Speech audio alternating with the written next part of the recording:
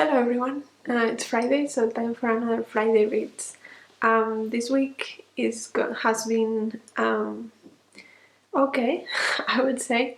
There were some announcements this week about the continuation of the lockdown, which seems to be until the 2nd of March, so that my library is not going to be open until the 2nd of March at least.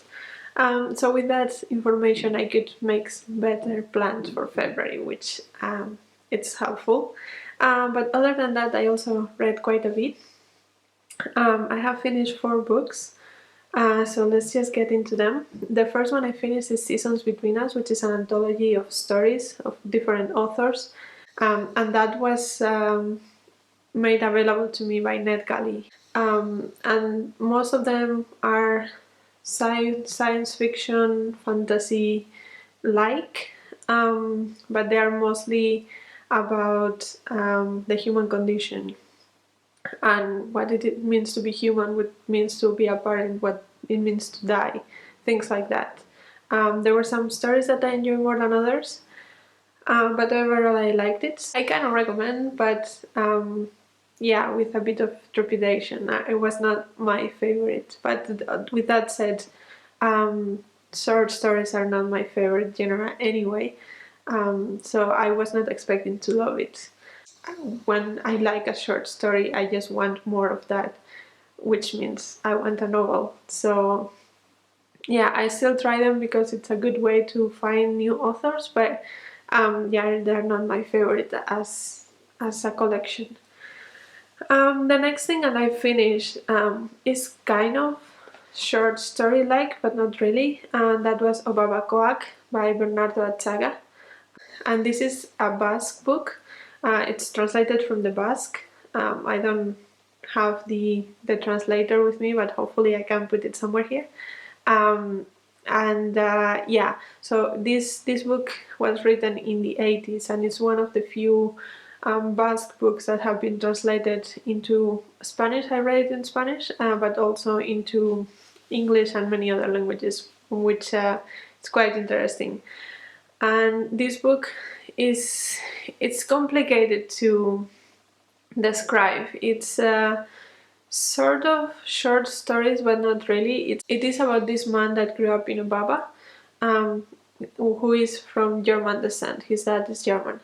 And Obaba is a fictional Basque town, Basque village, and it portrays quite a bit of the village life of Obaba and all the fables and stories of this village, but also this man becomes eventually a writer, so we also deal a lot with writing, what it means to tell a story, how do you tell a story.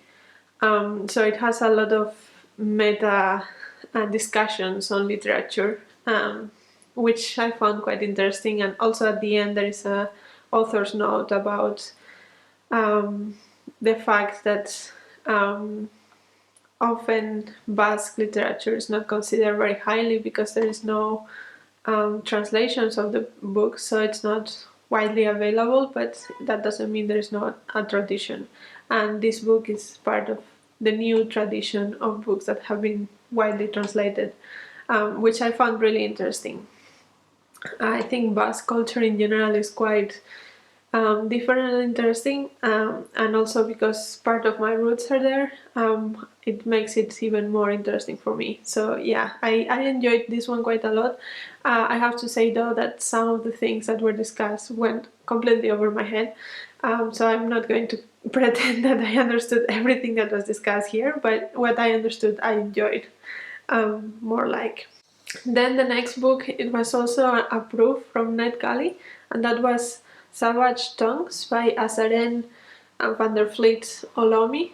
And this was a really good read. I really loved this one. And I have filmed a separate review, which will probably come up on Sunday, so watch out for that. But basically Savage Tongues is about this woman that has Iranian descent and also Western. I think his dad was British, but she also grew up partly in Spain and in the US. And this woman is basically discussing a lot about her relationships, a specific relation that was quite abusive when she was younger, and how she still feels attracted to that man even though she knows that it was a very toxic relationship. And also she talks about her background and her identity and how she feels her identity, which it was a conversation I really liked. And yeah, it was very reflective. It was very self-aware of what she was trying to say, and I really loved the way that she described these experiences and the conversations that she was able to start with this book. And I hope a lot of people read it when it comes out. I think it comes out in August. So yeah, I would recommend that one. And then the last one I finished is The Kingdom of Women by Choo Waihong, which is part of my Invisible Cities for February for China.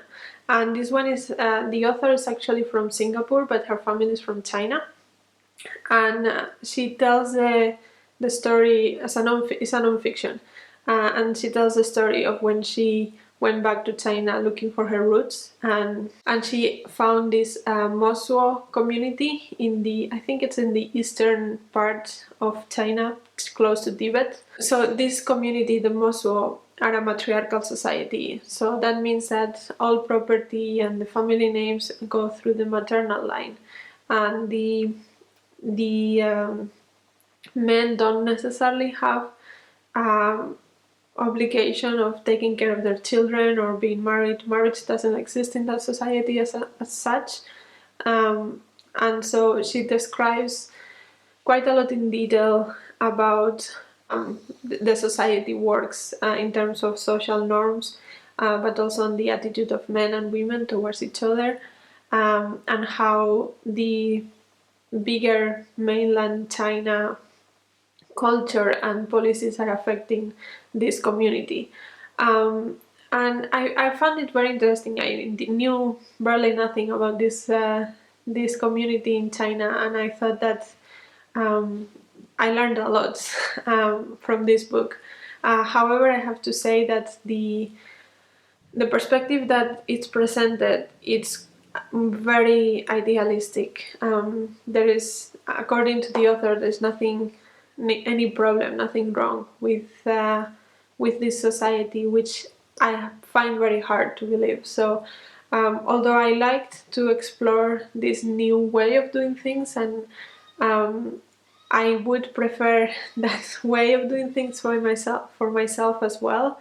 I mean, the women have the power; they are not dependent on the men anymore. So that's great, and I understand why the author would feel such a nostalgia and such a and like it is an ideal society. I think that the ideal society does not exist, and therefore there must be problems that are not presented within this society.